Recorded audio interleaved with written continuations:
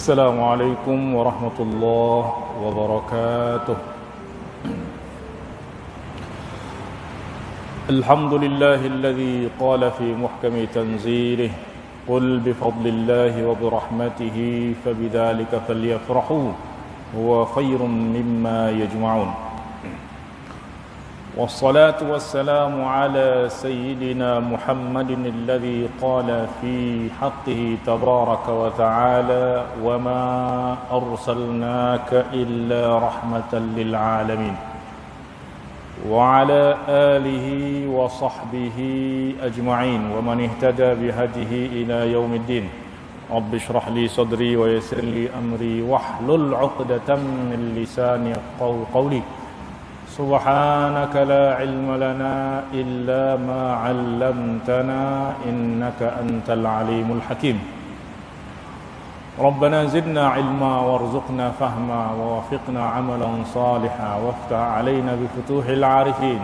رب اغفر وارحم وتجاوز عما تعلم إنك أنت الأعز الأكرم وارفع عنا مقتك وغضبك برحمتك يا أرحم الراحمين. Amma ba'du. Yang dimuliakan Tuan Pengurusi Masjid Al-Bukhari, Tuan Imam Barisan Ahli Jawatan Kuasa, tuan-tuan, puan-puan, kaum muslimin, muslimat yang dirahmati sekalian. Alhamdulillah, bersyukur kita kehadirat Allah Subhanahu wa taala atas segala limpah kurniaan dan anugerah yang Allah Subhanahu wa taala curahkan kepada kita sehingga sampai saat ini kita masih dapat menjalankan kewajiban kita kepada Allah Subhanahu wa taala. Salawat dan salam semoga tercurahkan kepada junjungan kita, junjungan semesta alam Sayyidina Rasulullah sallallahu alaihi wasallam beserta seluruh ahli keluarga dan orang-orang yang mengikutinya hingga hari kiamat. Baiklah tuan-tuan dan puan-puan yang dimuliakan Allah Subhanahu wa taala, nikmat teristimewa, anugerah terbesar yang Allah Subhanahu wa taala beri kepada kita adalah Rasulullah sallallahu alaihi wasallam.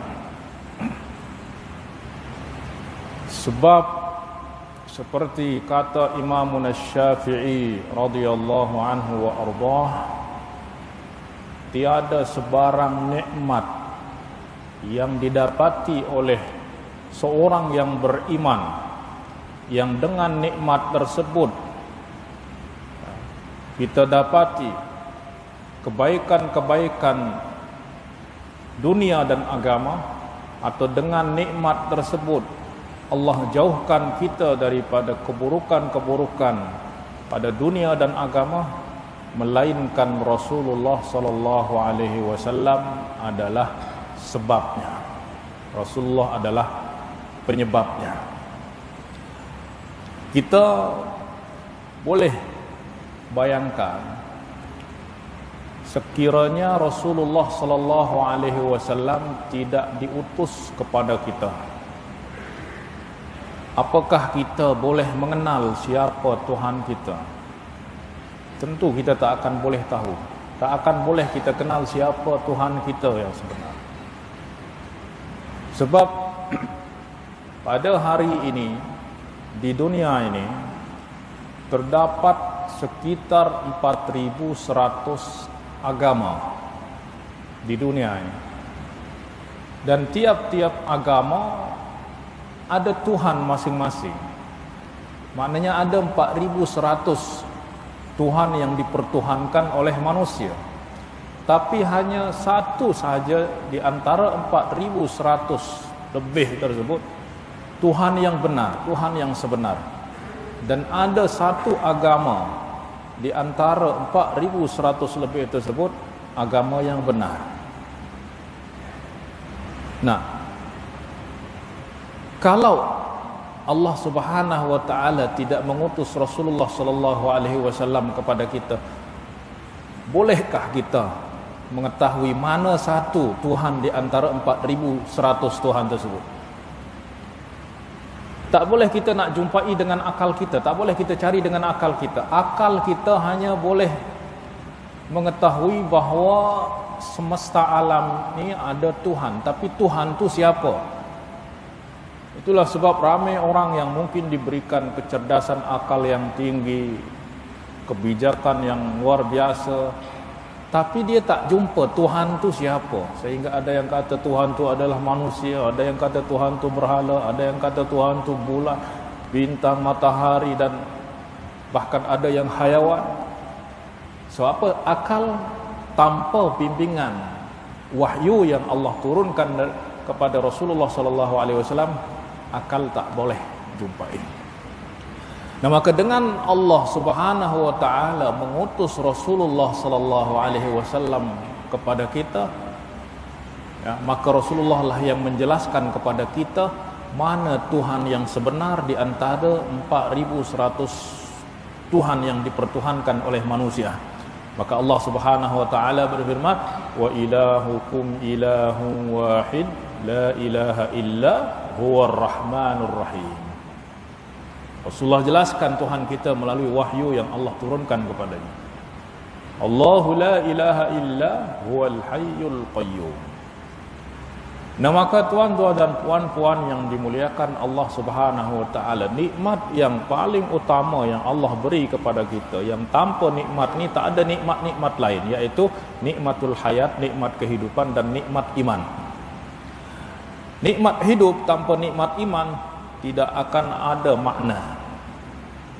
Tetapi nikmat ini, nikmat iman, kita dapati melalui Rasulullah sallallahu alaihi wasallam. Maknanya Rasulullah adalah nikmat terbesar. Sebab kalau tak ada Rasulullah, kalau Rasulullah tak dilahirkan, tidak diutus, maka tak ada nikmat iman, tak ada nikmat Islam, tak ada Lailatul Qadar, tak ada Ramadan, tak ada haji, tak ada, semua tak ada. Dan semua kebaikan-kebaikan ni kita dapati melalui Rasulullah sallallahu alaihi wasallam.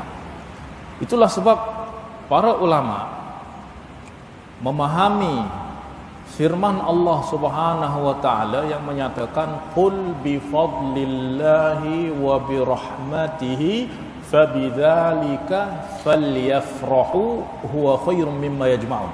Katakanlah wahai Muhammad kepada umatmu, bi fadlillahi wa bi rahmatihi, dengan limpah kurnia dan rahmat Allah, dengan itulah mereka hendaknya bersukacita, bergembira, berbahagia. Huwa khairum mimma yajma'un, itu lebih baik daripada apa yang mereka kumpulkan daripada benda duniawi.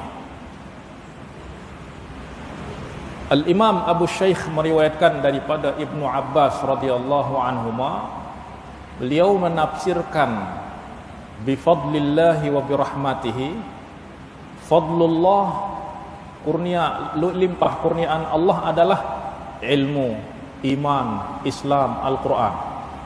Dan rahmat Allah, qul bi fadlillahi wa bi rahmatihi, rahmat Allah adalah Rasulullah sallallahu alaihi wasallam. Maka Allah perintahkan kita untuk bergembira, bersukacita, berbahagia dengan dua ni, dengan iman, dengan Rasulullah sallallahu alaihi wasallam. Nah, maka itulah sebab para ulama kita, ulama Ahlus Sunnah wal Jamaah, menyatakan bahawa mustahab, kata Imam As-Suyuti rahimahullah ta'ala, mustahab bagi orang-orang yang beriman, bagi kita untuk menzahirkan sukacita, gembira dengan kelahiran Rasulullah sallallahu alaihi wasallam. Sebab apa? Sebab kelahiran Rasulullah sallallahu alaihi wasallam adalah sebab daripada segala kebaikan dunia dan akhirat yang kita dapati. Ya. Nah, maka kita diperintahkan dalam ayat ini oleh Allah Subhanahu wa taala untuk sentiasa bergembira. Nah, maka orang yang beriman kepada Allah, dia mesti merasakan nikmat ini, nikmat yang teristimewa ini, yaitu nikmatul iman, dan terlebih lagi adalah nikmat Rasulullah sallallahu alaihi wasallam. Bahkan setiap saat, setiap detik daripada hidupnya mesti bergembira dan berbahagia dengan Rasulullah sallallahu alaihi wasallam. Baik. Apa sebab kita mesti bergembira? Pertama, Al-Imam Nasiruddin Ad-Dimashqi ya, menyatakan di dalam sebuah syair ya, dia kata, "Idza kana hadza kafiran jaa dhammuhu wa tabbat yadahu fil jahim mukhallada ata annahu fi yaumil itsnaini daiman yukhaffafu anhu lis-sururi bi ahmada fama dhannu bil 'abdi alladhi tula umrihi bi ahmada masruran wa mata muwahhida." Dia kata apa? Apabila hadza, yakni Abu Lahab adalah musuh, orang yang paling memusuhi Rasulullah sallallahu alaihi wasallam, yang dia adalah ayah saudara Rasulullah sallallahu alaihi wasallam, tapi paling memusuhi Rasulullah sallallahu alaihi wasallam. Jaa dhammuhu, bahkan di dalam Al-Qur'an ya, telah datang kutukan kepada Abu Lahab ni. Tabbat yadahu wa tabbat yadahu fil jahim mukhallada. Dalam Al-Quran Allah berfirman, tabbat yada abi lahabin wa tab. Maknanya memang dah dilaknat oleh Allah Subhanahu wa taala di dalam Al-Quran, dan dikabarkan ya bahwa dia akan binasa di dalam api neraka selama-lamanya. Tapi dalam riwayat yang sahih, yakni riwayat ini disebutkan oleh Imam Al-Bukhari, bahwa Al-Abbas ibni Abdul Muttalib selepas kematian Abu Lahab bermimpi berjumpa dengan Abu Lahab dan menanya kabar kepada Abu Lahab, dan Abu Lahab mengatakan bahawa dia dah dimasukkan ke dalam api neraka, tetapi diringankan azab baginya tiap-tiap malam Isnin atau hari Isnin ya, dan diberi minum oleh Allah Subhanahu wa taala dalam api neraka dengan mengisap jarinya keluar air. Itu tiap-tiap hari Isnin. Apa sebab? Lis-sururi bi Ahmad, sebab dia bergembira dengan kelahiran Muhammad sallallahu alaihi wasallam. Apa yang dia buat? Suwaibah, hamba sahaya Abu Lahab ni, dia menyaksikan kelahiran Rasulullah sallallahu alaihi wasallam. Lepas tu dia berlari kepada tuannya Abu Lahab, bawa berita gembira bahawa anak daripada saudaranya dah lahir. Maka Abu Lahab dengar kelahiran Muhammad ibni Abdullah ni, bergembira luar biasa sehingga dia merdekakan, dia bebaskan hamba sahayanya Suwaibah. Nah, maka oleh sebab kegembiraannya sehari atas kelahiran Rasulullah, Allah ringankan azabnya tiap-tiap hari Isnin. Maka kata Imam Ibn Nasiruddin Ad-Dimashqi, "Fama dhannu bil 'abdi alladhi tula umrihi." Ya, lalu bagaimana dengan seorang hamba yang memang sepanjang hidupnya, seumur hidupnya, dia bergembira, bersukacita, berbahagia dengan Muhammad, dengan Rasulullah sallallahu alaihi wasallam, dan mati dalam keadaan bertauhid. Kalau orang kafir diringankan azabnya oleh sebab bergembira dengan kelahiran Rasulullah, apatah lagi orang yang beriman. Bergembira dengan Rasulullah bukan sehari, bukan sekali dalam setahun, tetapi seumur hidupnya dia bergembira dan mati dalam keadaan bertauhid. Maka la amri, kata Imam Suyuti, demi umurku, demi Allah, pastilah Allah akan selamatkan dia daripada api neraka dan memasukkannya ke dalam surga. Nah, maka inilah perintah Allah Subhanahu wa taala untuk kita bergembira. Qul bi fadlillahi wa bi rahmatihi fabidzalika falyafrahu. Baik. Rasulullah sallallahu alaihi wasallam adalah rahmat. Rahmat adalah kasih sayang. Kasih sayang bagi siapa? Bagi semesta alam. Semesta alam tu apa saja? Semua makhluk, semua segala sesuatu selain Allah itu adalah alam. Maknanya Rasulullah sallallahu alaihi wasallam adalah rahmat bagi semua makhluk Allah Subhanahu wa taala. Maka Allah Subhanahu wa taala berfirman, "Wa ma arsalnaka illa rahmatan lil alamin." Sayyiduna Abdullah bin Abbas radhiyallahu anhuma menafsirkan ayat ini bahwa Rasulullah sallallahu alaihi wasallam adalah rahmat bagi semua makhluk.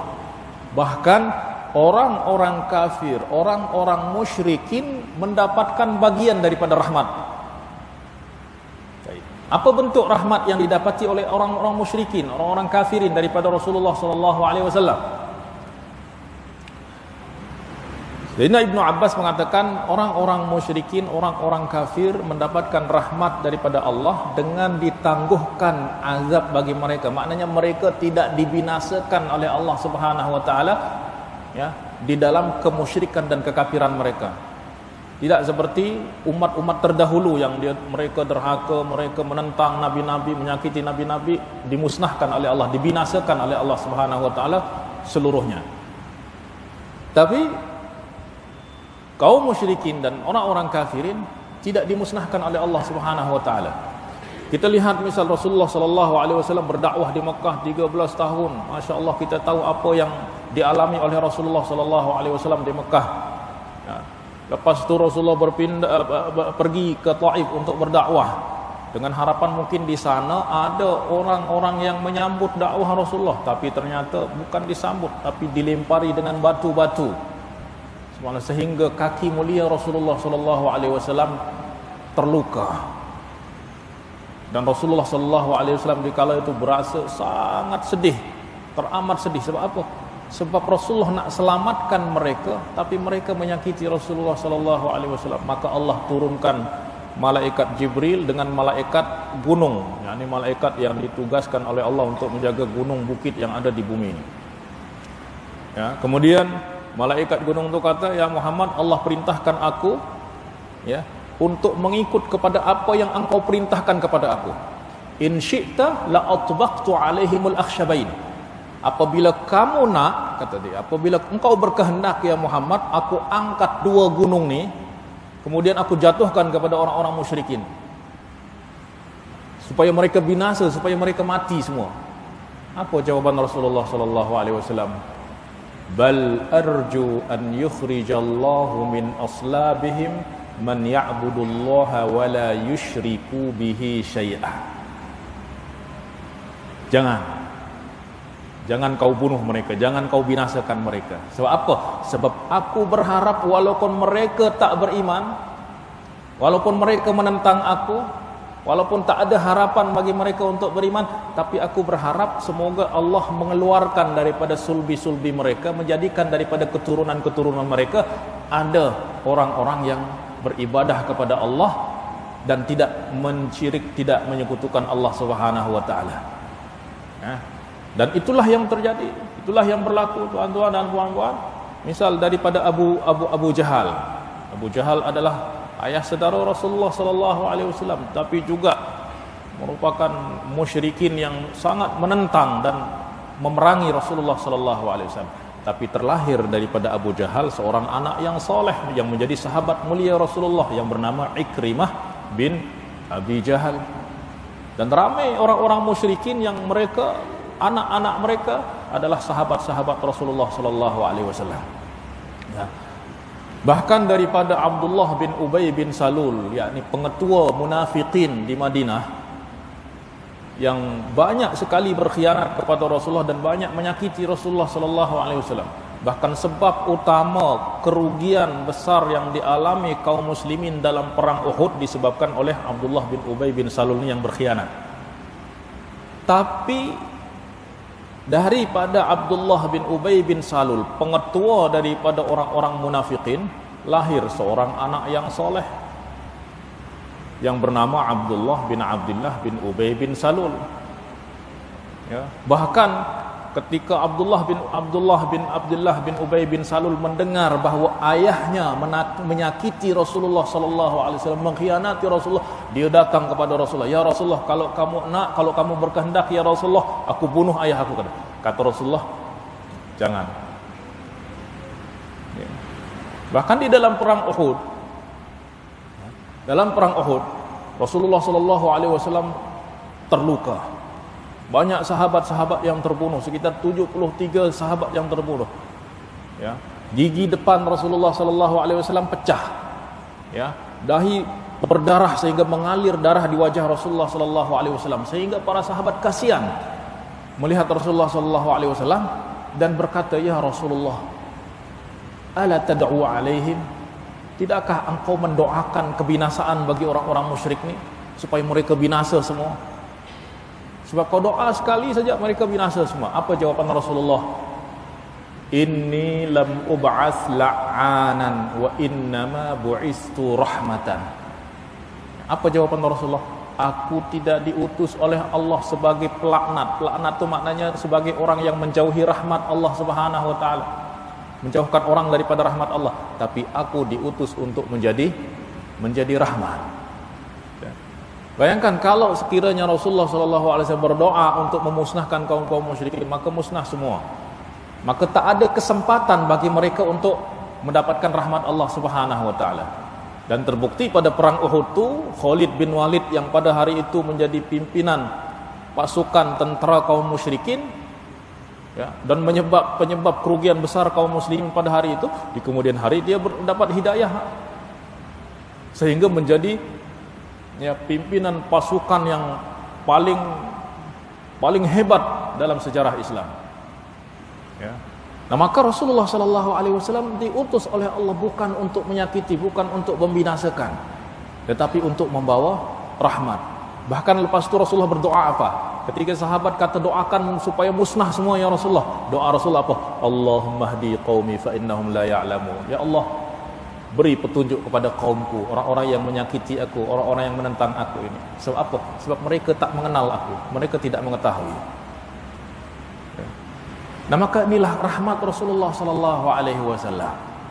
Nah, maka apabila kita menghayati rahmat kasih sayang Rasulullah sallallahu alaihi wasallam kepada semesta alam, bahkan bukan hanya kepada orang-orang Islam, bahkan kepada orang musyrikin tadi, kepada hayawan, kepada benda-benda mati pun, ya, sangat besar kasih sayang mereka. Apatah lagi kepada orang-orang yang beriman.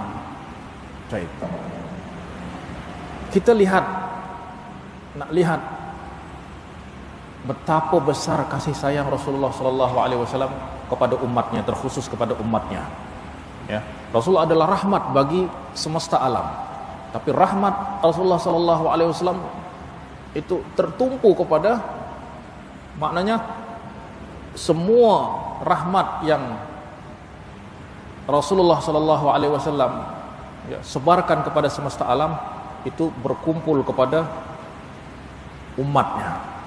Sehingga Allah Subhanahu wa taala menyifati Rasulullah di dalam Al-Qur'an, "Laqad ja'akum rasulun min anfusikum azizun 'alaihi ma 'anittum harisun 'alaikum bil mu'minina raufur rahim."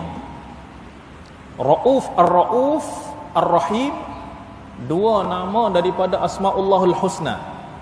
Tapi Allah beri nama ni menjadi sifat Rasulullah sallallahu alaihi wasallam untuk menunjukkan apa? Untuk menunjukkan bahawa seperti mana sifat Allah Ar-Rauf, Ar-Rahim ni tiada had, tiada batasan, maka kasih sayang Rasulullah kepada umatnya pun tiada batasan, tiada had.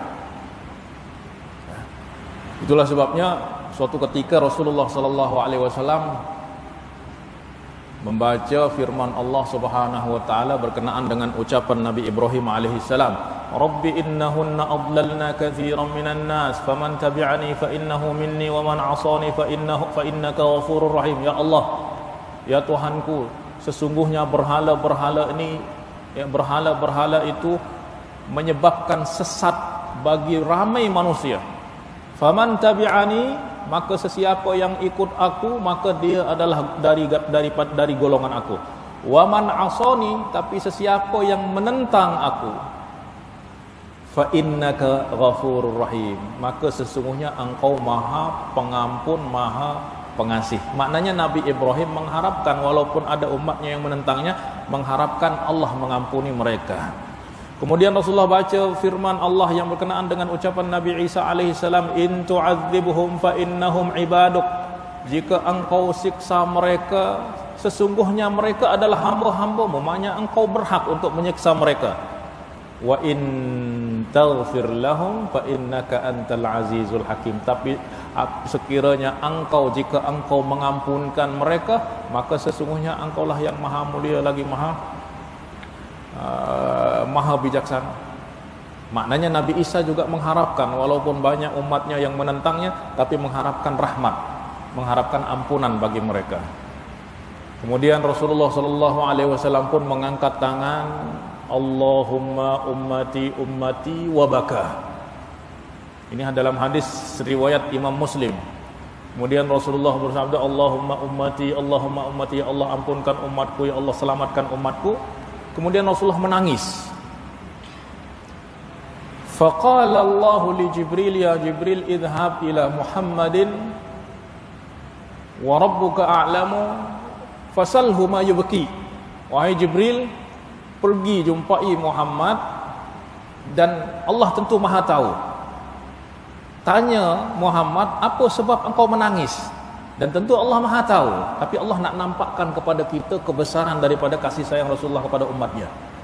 Kemudian Jibril pun bertanya kepada Rasulullah, apa sebab engkau menangis wahai Muhammad? Maka Rasulullah pun bagi tahu bahawa menangis oleh sebab harapkan ampunan bagi umatnya. Sebab apa? Sebab Rasulullah dah berusaha keras untuk menyelamatkan umatnya di dunia, tapi masih ramai orang yang menentang, ramai orang yang tak taat, ramai orang yang berbuat maksiat.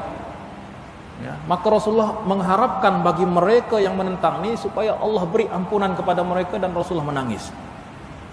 Maka Allah pun perintahkan selepas Ibrahim balik bawa khabar tu kepada Allah Subhanahu wa taala, Allah pun perintah balik kepada Jibril, ya Jibril idhhab ila Muhammadin faqul lahu inna sanurdika fi ummatika wala nasu'uk. Ya Muhammad, ya Jibril, pergi balik kepada Muhammad dan katakan kepadanya, inna sanurdika fi ummatik, kami akan membuatmu senang pada umatmu, wala nasu'uk, dan kami tidak akan membuatmu sedih. Baik. Kira-kira apa yang akan membuat Rasulullah senang nanti di hari kiamat? Para ulama kata tak ada yang boleh membuat Rasulullah senang kecuali melihat semua umatnya sudah masuk ke dalam surga. Baru di sana Rasulullah akan senyum. Sebelum tu Rasulullah sibuk untuk memberi syafaat, untuk mengeluarkan umat-umatnya yang dah masuk dalam api neraka. Dan Allah kata, dan kami tidak akan membuatmu sedih. Dan ini juga yang dikuatkan di dalam firman Allah Subhanahu wa taala, wala saufa yu'tika rabbuka fatarda. Allah dah janji, wala saufa yu'tika rabbuka fatarda, sungguh Tuhanmu wahai Muhammad akan beri kamu apa yang kamu kehendaki, sehingga engkau puas, sehingga engkau ridha, sehingga engkau senang. Para ulama kata tak ada yang membuat Rasulullah senang nanti pada hari kiamat kecuali melihat semua umatnya dah masuk dalam surga. Yang penting umatnya, kata Rasulullah.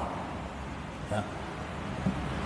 Kemudian Imam Ibn Hibban meriwayatkan daripada Sayyidah Aisyah radhiyallahu anha, ya, lamma ra'aitu min Rasulillah min Rasulillah sallallahu alaihi wasallam tiba nafsi. Ketika aku melihat Rasulullah sallallahu alaihi wasallam berada dalam keadaan yang tenang jiwanya, maka aku pun berkata, ya Rasulullah, ud'ullah li, ya wahai Rasulullah, tolong doakan aku, kata Sayyidah Aisyah kepada Rasulullah.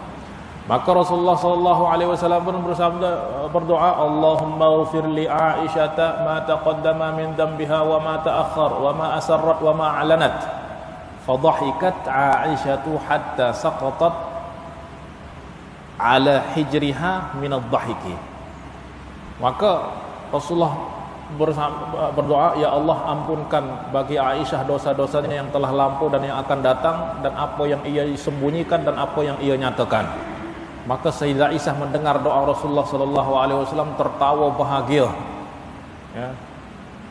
tertawa bahagia sampai tertunduk. Maka Rasulullah pun bertanya, kata, ayasurruki du'aik, apakah kamu seronok wahai Aisyah dengan doa aku untukmu? Aisyah pun radhiyallahu anha berkata, wa ma li la yasurruni du'auk, macam mana aku tak seronok dengan doamu ya Rasulullah? Maka Rasulullah kata, wallahi innaha la du'ai li ummati fi kulli salat. Demi Allah, kata dia, doa yang tadi aku baca itulah doa aku untuk umatku pada tiap-tiap solat. Allahumma ghfir li ummati ma taqaddama min dambiha wa ma ta'akhkhar wa ma asarrat wa ma a'lanat. Itulah doa Rasulullah sallallahu alaihi wasallam tiap-tiap salat. Nah, inilah yang makna daripada firman Allah, bil mu'minina raufur rahim, bahawa kasih sayang Rasulullah itu tiada had, tak terhingga. Tak terhingga di dunia, di alam barzakh, di akhirat nanti akan nampak lebih nyata lagi. Ya, bahkan di alam barzakh selepas kewafatan Rasulullah sallallahu alaihi wasallam, Rasulullah masih juga berfikir tentang umatnya. Ya, Rasulullah sallallahu alaihi wasallam bersabda,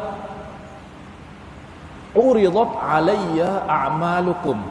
Diperlihatkan kepadaku oleh Allah amal-amal kamu semua. Amal umat ini diperlihatkan oleh Allah kepada Rasulullah sallallahu alaihi wasallam di alam barzakh. Fa in wajadtu khairan, apabila aku dapati amal kamu baik, hamidullah, aku bersyukur kepada Allah, alhamdulillah, Allah beri taufik kepada umatku. Wa in wajadtu ghaira dzalika, tapi kalau aku dapati amalmu tidak baik, istaghfartullah lakum, aku memohon ampun kepada Allah bagi kamu semua. Subhanallah, di alam barzakh. Nah, kemudian kasih sayang ini lagi akan lebih nampak lagi nanti pada hari kiamat, ya, di mana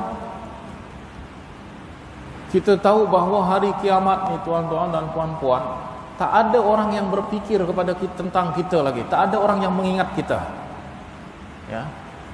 Maka di sini kita melihat bahawa kasih sayang Rasulullah kepada umatnya melebihi kasih sayang seorang ibu kepada anaknya. Mungkin di dunia memang kita sering dengar bahawa kasih ibu tu tiada tak terhingga. Tapi itu di dunia, di akhirat tak ada. Yauma yafirrul mar'u min akhihi wa sahibatihi wa banihi. Pada hari itu semua orang berlari daripada yang lain. Ya, mereka hanya kata nafsi, nafsi, nafsi, nafsi, nafsi. Semua diri dah sibuk dengan diri sendiri saja. Fikirkan nasib diri sendiri.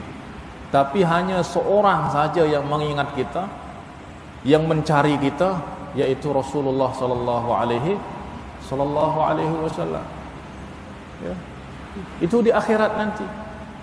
Ya. Maknanya tak ada orang yang ingat kepada kita. Semua berlari daripada kita bahkan. Tak ada ibu yang cari anak, anak cari ibu, suami cari istri, istri cari anak, tak ada. Ya. Jangankan di akhirat, tuan-tuan, di dunia pun dah Allah tunjukkan benda tu. Ya, dulu masa di Lombok, di kampung asal saya, itu sebelum Covid tu terjadi gegaran selama 3 bulan tu tak henti-henti. Jarak 1 jam tu sehingga memang dah di sana tu macam nampak kiamat tu dah di hadapan. Masa tu ada di suatu tempat yang mungkin jauh daripada pusat gegaran tu, ada orang yang buat kenduri kahwin. Kemudian di atas pelamin tu duduk pengantin laki-laki belah kanan, pengantin perempuan belah kiri di dewan. Kemudian di hadapan mereka ada perempuan-perempuan yang menari, yakni hiburan macam itulah. Lepas tu tengah menari tu terjadi gegaran yang dahsyat, sehingga semua orang berhambur berlari pintu di sebelah kanan sana, ya. Dan tiba-tiba suami pun dah dia tinggalkan istrinya, dia berlari, dan istrinya tak lihat lagi suaminya. Tiba-tiba dia tengok kanan, dah suami tak ada, dah berlari hilang. Coba bayangkan, baru di dunia, baru berkahwin, dah suami tinggalkan istrinya, baru gegaran hanya beberapa saat saja. Apatah lagi di akhirat nanti.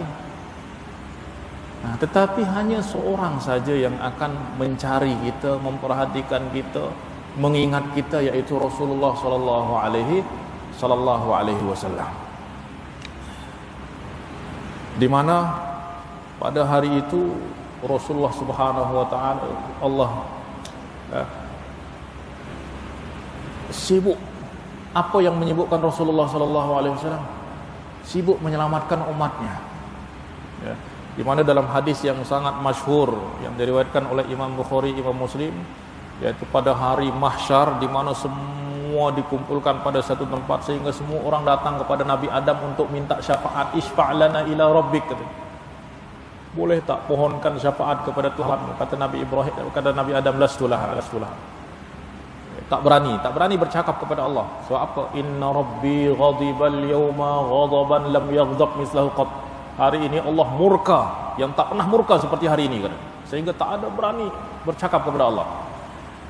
Akhirnya mereka pergi, wa'alaikum binuh, datang kepada Nabi Nuh juga jawapan sama, datang kepada Nabi Ibrahim juga jawapan sama, datang kepada Musa juga jawapan sama, datang kepada Nabi Isa juga jawapan sama. Kemudian mereka datang kepada Nabi Muhammad sallallahu alaihi wasallam, faqala anna laha.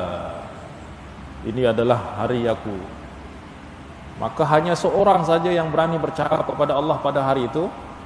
Maka Rasulullah sabda, fa astazinu rabbi fa asjudu fa ahmaduhu bimahamida yulhimuni la yahdurunil an. Maka aku memohon izin bersujud kepada Allah, lalu Allah pun izinkan aku, dan aku puji dengan pujian-pujian yang Allah ilhamkan kepadaku nanti, la yahdurunil an, dan aku tak tahu pujian itu apa hari ini, tapi nanti Allah akan ilhamkan kepadaku. Maka Rasulullah sujud, kemudian yuqal ya Muhammad irfa' ra'sak wa qul yusma'lak wasal tu'ta washfa'tu syaffa'. Wahai Muhammad, angkat kepalamu daripada sujud, katakan pasti kamu didengar.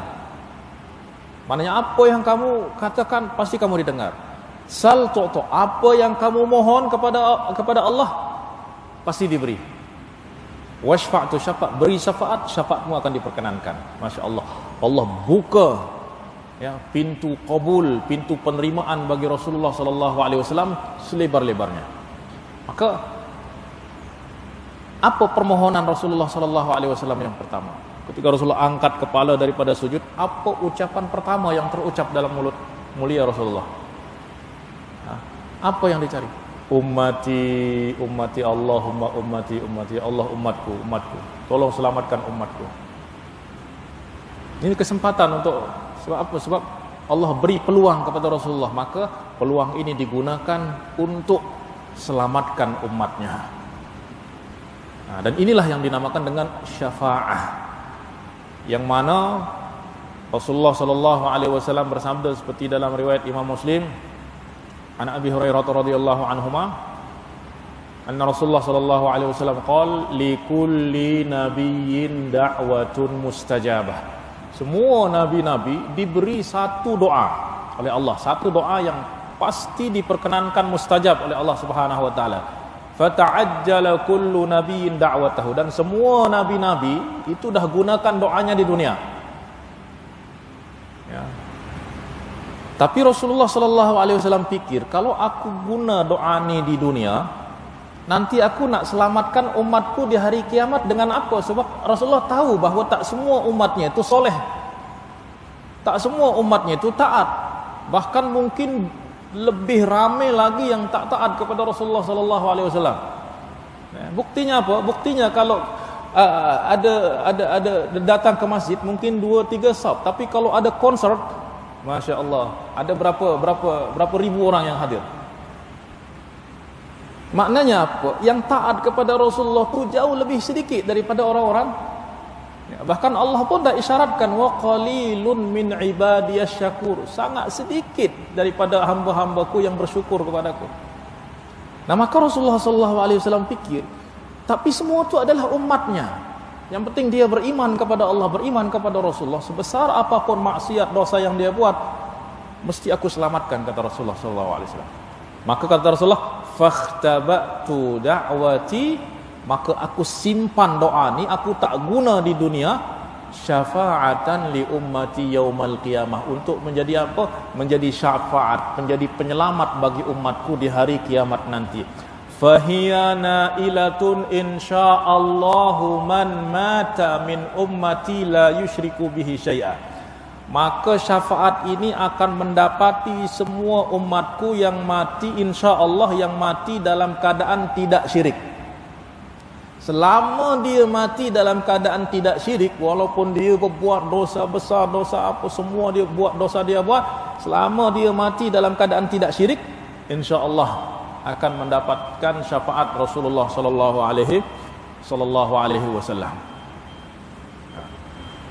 Nah, maka Rasulullah sallallahu alaihi wasallam pun memohon kepada Allah, sebab dah ramai umatnya yang tak lolos melalui sirat, banyak yang terjatuh.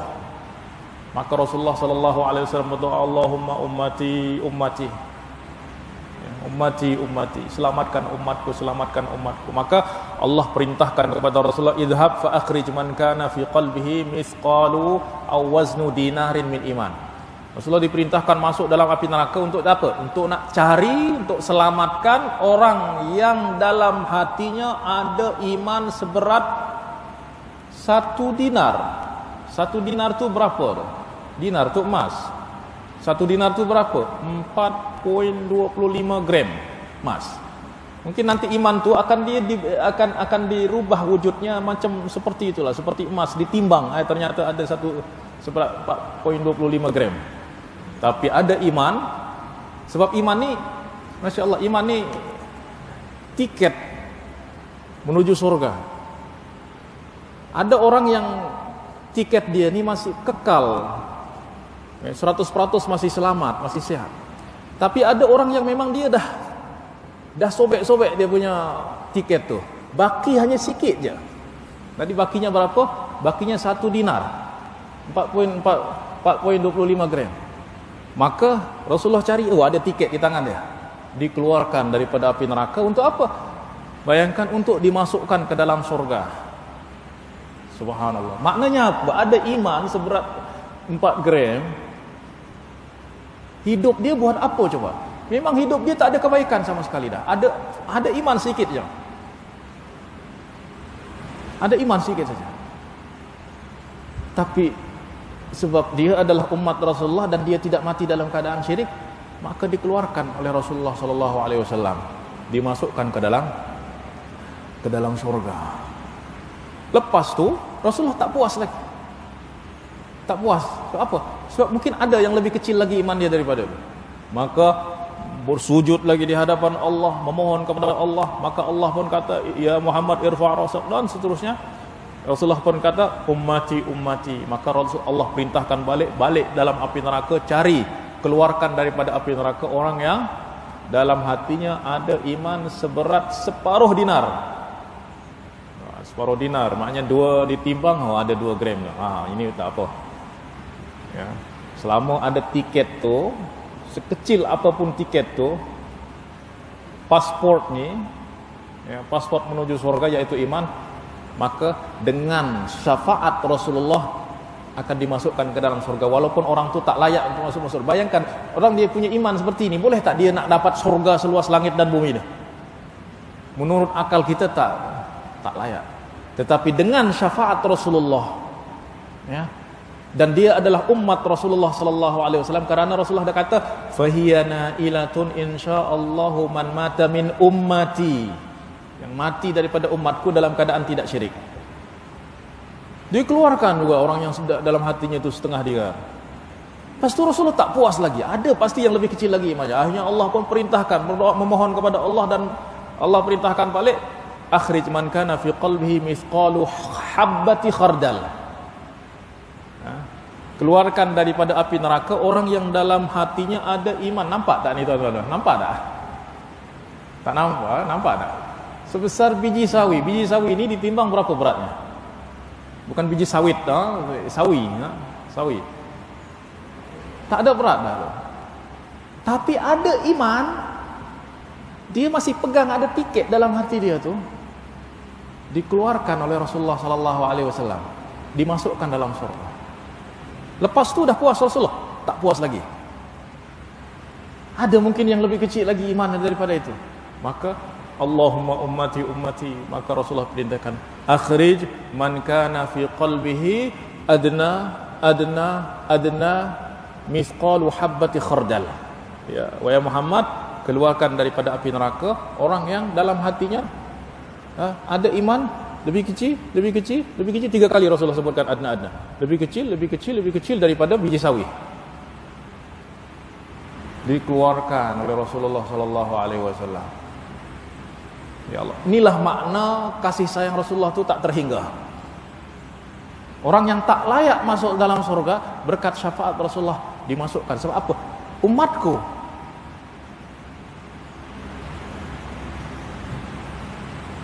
Subhanallah. Mungkin bagi kita ni tak logik, mana boleh nanti orang iman dia sebesar lebih kecil daripada biji sawi nak diberikan balasan oleh Allah surga yang luasnya seluas langit dan bumi. Mungkin tak logik, tak masuk akal, mana boleh. Ya, tak boleh. Tapi bahkan Sayyidina Abu Sa'id Al-Khudri yang meriwayatkan hadis tentang syafaat ni pun kata, fa illam tusaddiq hadza, kalau kamu tak percaya hadis yang aku sampaikan ni berkenaan dengan syafaat ni, yaitu orang yang dalam hatinya sebesar darah pun dikeluarkan daripada api neraka dimasukkan dalam surga, kata dia, kalau kamu ragu, kamu tak percaya, baca Al-Quran, kata dia. Apa firman Allah Subhanahu wa taala dalam Al-Quran? Innallaha la yadhlimu mithqala dzarrah. Allah tidak menzalimi seorang hamba suatu perbuatan walaupun sekalipun sebesar darah. Darah tu lebih kecil lagi daripada biji sawi. Ya. Wa in taku hasanatan, sekiranya jika perbuatan sebesar darah itu adalah kebaikan, yudha'ifha, maka Allah akan lipat gandakan. Lepas tu apa? Wa yu'ti min ladunhu ajran 'azima. Kemudian Allah akan beri daripada sisinya balasan yang besar. Bayangkan darah perbuatan baik dibalas oleh Allah dengan balasan besar. Apa balasan besar Allah di akhirat tu? Nak diberi kereta Lamborghini apa? Di akhirat tu tak ada balasan kecuali surga. Balasan besar Allah Subhanahu wa taala adalah surga. Ya Allah, tu kalau itu orang yang dia punya iman sebesar zarrah diberikan surga oleh Allah berkat syafaat Rasulullah. Ya Allah, tuan-tuan dan puan-puan, apatah lagi orang yang soleh, orang yang rajin beribadah. Ni orang yang kita bicara ni orang yang memang tak ada ibadah sama sekali, tak ada solat, tak ada puasa, tak ada apa dah. Tapi ada sikit aja dia punya iman tu. Inilah rahmat Rasulullah sallallahu alaihi wasallam yang dinyatakan oleh Allah Subhanahu wa taala, bil mu'minina raufur rahim. Yang penting syaratnya satu saja, tidak mati dalam keadaan syirik. Mati maksiat, mati zina, mati apa, yang penting tu ada syafaat.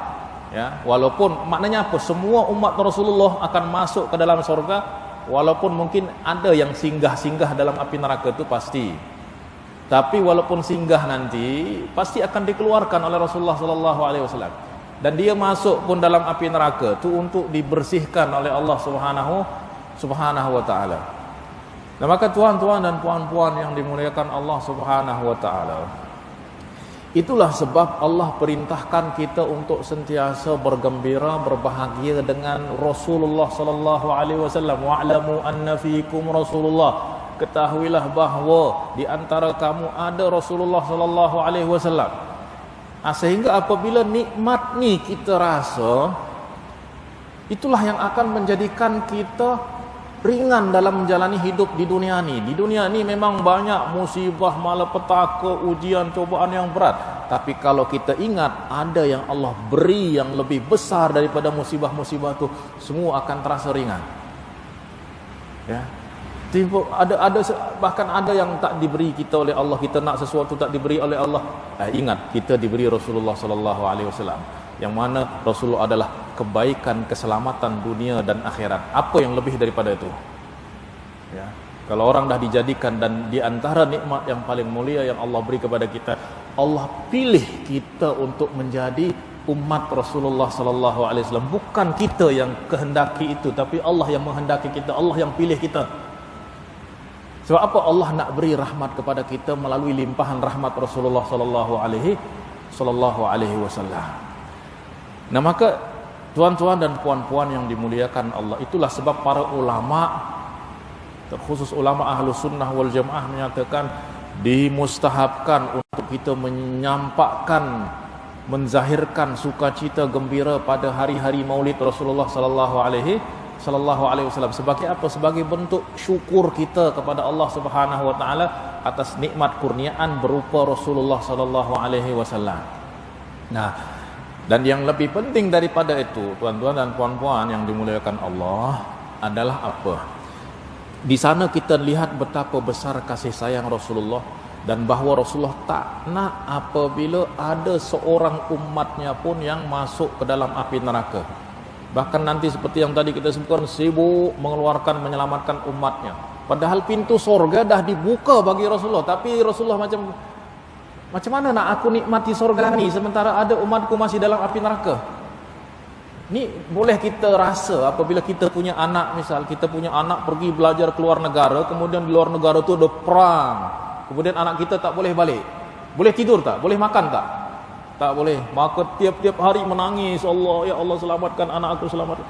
Itulah yang dirasa oleh Rasulullah sallallahu alaihi wasallam. Selama ada umatnya yang berada dalam api neraka, Rasulullah tak akan nikmati surga tu. Oleh sebab itu sibuk keluar masuk api neraka, keluar masuk api neraka untuk selamatkan. Barulah kalau dah masuk semua umatnya, barulah Rasulullah sallallahu alaihi wasallam tercenung bahagia, dan itulah janji Allah, wala saufa yu'tika rabbuka fatarda. Ada tak nikmat yang lebih besar daripada itu? Tidak ada. Itulah para ulama kata Rasulullah adalah an-ni'matul uzma wal minnatul kubra, nikmat yang paling utama, paling istimewa dan paling besar. Nah, maka mesti kita syukuri supaya apa? Supaya Allah Subhanahu wa taala jaga kita punya tiket yang Allah beri kepada kita melalui Rasulullah sallallahu alaihi wasallam ini. Sebab kalau kita tak pandai bersyukur, dikhawatirkan nikmat tu diambil oleh Allah Subhanahu wa taala. Sehingga ramai kita lihat ada orang yang diberi iman oleh Allah, tapi di akhir hayatnya iman tu diambil oleh Allah. Sebab apa? Apa sebab? Tak bersyukur. Kalau dia bersyukur, pasti Allah tambah nikmat iman tu sampai dia keluar daripada dunia ini dalam keadaan iman yang sempurna. La in syakartum la azidannakum wa la in kafartum inna azabi lasyadid. Apa cara kita bersyukur? Cara bersyukur tu ada 3. Syukrun bil lisan, syukrun bil fi'li, syukrun bil hal. Bersyukur dengan lisan kita alhamdulillah wa syukrulillah ala ni'matil Islam. Ya. Kemudian syukur dengan perbuatan, yaitu dengan meneladani Rasulullah, mengikut sunnah Rasulullah sallallahu alaihi wasallam, taat kepada ajaran Rasulullah sallallahu, itu adalah makna syukur atas nikmat Rasulullah. Kemudian syukur dengan hal apa? Berakhlak dengan akhlak Rasulullah sallallahu alaihi wasallam. Kita lihat Rasulullah memiliki kasih sayang yang besar kepada umatnya, maka kita juga sebagai umat Islam mesti memiliki kasih sayang besar sesama saudara muslim. Ini yang menyedihkan tuan-tuan dan puan-puan. Sedikit lagi, bahawa kaum muslimin hari ini banyak bergaduh oleh sebab apa? Oleh sebab masalah-masalah kecil, masalah-masalah khilafiyah.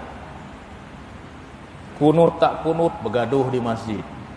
Ada banyak berlaku seperti ini, bergaduh di masjid. Oleh sebab apa? Kunut tak kunut. Padahal Imam Bukhari menyebutkan daripada Imam Sufyan Ibn Uyainah, dia kata apa? Man qanata fahasanun, siapa yang kunut baik. Wa man lam yaqnut hasanun, siapa yang tak kunut juga baik. Sebab apa? Dua-dua solat subuh. Yang tak baik itu adalah yang tak solat subuh. Tapi ini bergaduh juga di masjid. Ya. Bahkan saya pernah baca ada seseorang tulis dalam bukunya, dia tulis, suatu ketika aku imam, ya, aku disuruh jadi imam sebab mungkin Imam Rafi tak ada. Kemudian dia maju, tiba-tiba ada orang yang sepak daripada belakang, sepak kaki dia. Kata dia, tolong angkat selawar kamu ke atas. Sebab apa? Selawar dia di bawah apa? Di bawah buku lali. Disepak dari belakang. Hai, adakah Islam seperti itu cara mengajarkan? Tidak ada. Ya. Nah, maka tuan-tuan dan puan-puan yang dimuliakan Allah Subhanahu wa taala, yang paling utama di dalam kita menyambut Maulid ke, dalam membaca sirah, dalam membaca sunnah Rasul, adalah yang mesti kita hayati adalah akhlak Rasulullah sallallahu alaihi wasallam, supaya daripada perbuatan kita, daripada akhlak kita itu ada cermin. Ya, maknanya kita dapat mencerminkan akhlak Rasulullah sallallahu alaihi wasallam, sehingga orang akan merasakan kedamaian, keindahan, keelokan daripada Islam ini. Sehingga kalau itu kita buat, tak payahlah mulut kita berbuih-buih untuk berdakwah supaya orang masuk dalam Islam, cukup dengan akhlak. Dan itulah yang dibuat oleh orang-orang yang berdakwah dulu ke Nusantara, sehingga Nusantara adalah Islam yang paling banyak di dunia ini ada di Nusantara. Dakwah mereka dengan apa? Dengan akhlak para peniaga, menerapkan akhlak-akhlak Rasulullah dalam berniaga, sehingga orang-orang tertarik dan bertanya, itu kenapa kamu baik sangat? Dia kata, Islam agama aku ajarkan aku. Agama apa tuh? Agama Islam. Akhirnya orang berbondong-bondong masuk ke dalam Islam. Tapi kalau akhlak dah kita jauh daripada akhlak Rasulullah SAW, maka orang pun akan berlari daripada Islam. Nah, maka itulah yang paling penting untuk kita mensyukuri nikmat terbesar Rasulullah SAW ni, mesti kita meneladani, ya, mengikuti akhlak-akhlak terpuji dan mulia Rasulullah sallallahu alaihi wasallam. Baiklah tuan-tuan dan puan-puan yang dimuliakan Allah, nas'alullah subhanahu wa taala, kita memohon kepada Allah subhanahu wa taala, seperti mana Allah subhanahu wa taala kumpulkan kita pada hari ini, ya, mendengar ataupun bergembira dengan Rasulullah sallallahu alaihi wasallam, Allah juga kumpulkan kita pada hari kiamat bersama Rasulullah sallallahu alaihi wasallam, dan dicatat sebagai orang-orang yang berhak mendapatkan syafaat Rasulullah sallallahu alaihi wasallam, diselamatkan oleh Rasulullah sallallahu alaihi wasallam biidznillah taala al-maula azza wa jalla. Aqulu qawli hadza wa astaghfirullah li wa lakum. Kurang dan lebihnya mohon maaf, dan terima kasih banyak kepada Tuan Pengurusi Masjid Al-Bukhari dan Tuan Imam dan semua ahli jawatan kuasa. Nas'alullah subhanahu wa ta'ala lana dawamut taufiq wa billahi taufiq wal hidayah. Wassalamualaikum warahmatullahi wabarakatuh.